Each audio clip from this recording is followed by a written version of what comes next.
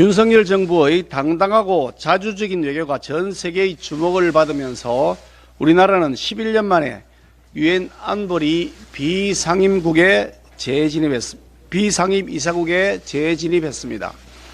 그것도 94%의 압도적 득표율이었습니다. 쾌거가 아닐 수 없습니다. 윤석열 대통령과 우리 국민의힘은 문재인 정부가 망가뜨려 놓은 외교 관계를 획기적으로 개선해서 이제 세계 선진국 그룹인 G8에 거론될 정도로 국제사회의 인정을 받고 있는데 우리 국회의 제1당인 민주당은 아직도 전근대적 구태정치의 유무를 답습하고 있어 안타깝습니다.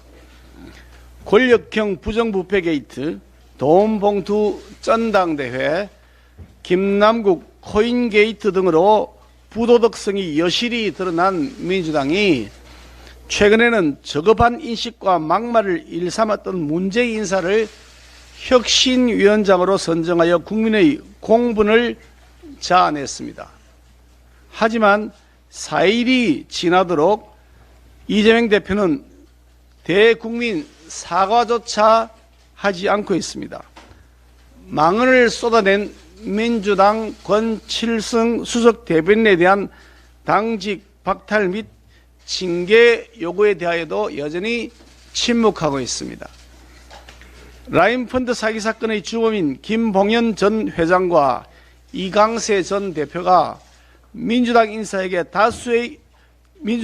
다수에게 거액의 정치 자금을 건넸다고 법정에서 인정했지만 해당 인사들은 대가성이 없었다고 변명하거나 공소사실 부인하며 발뺌하고 있습니다.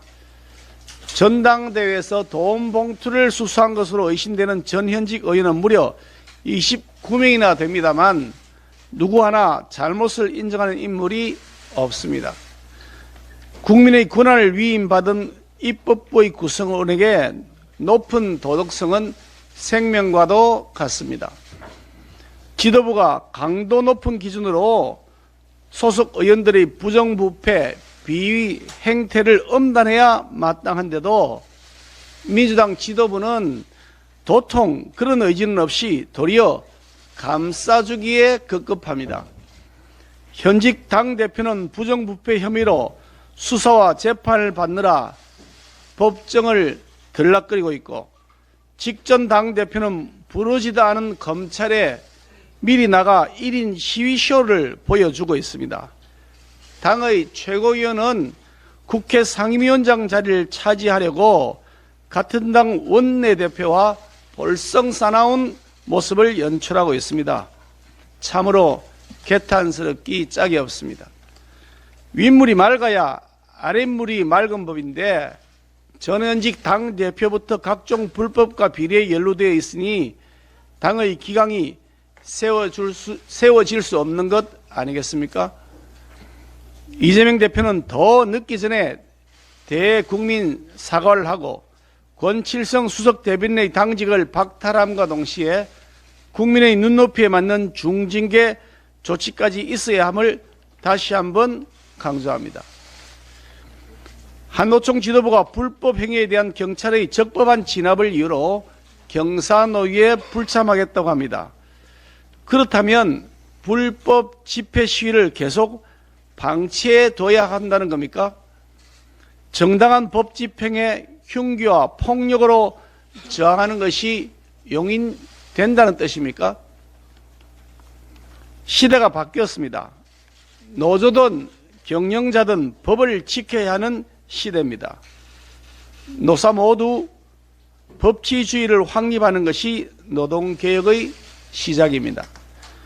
그래야 정당한 노동 3권도 보장받을 수 있습니다. 노사관계 법치주의 원칙이 확립돼야 투자도 이루어지고 일자리도 만들어지고 국민들의 살림살이도 넉넉해집니다. 투자 없이 일자리 창출 없고 일자리 창출 없이 국민 행복도 없는 것입니다. 법의 테두리 안에서 이루어지는 집회와 시위에 대하여는 그 어떤 규제나 제한도 없이 자유롭게 보장될 것입니다. 그와 동시에 불법에 대하여는 단호하고 엄정한 대처를 해 나갈 것입니다. 때법이 통하는 비상식적 시대를 이제는 청산해야 합니다. 그것이 법을 지키며 살아가는 절대 다수의 선량한 시민들을 보호하는 길입니다.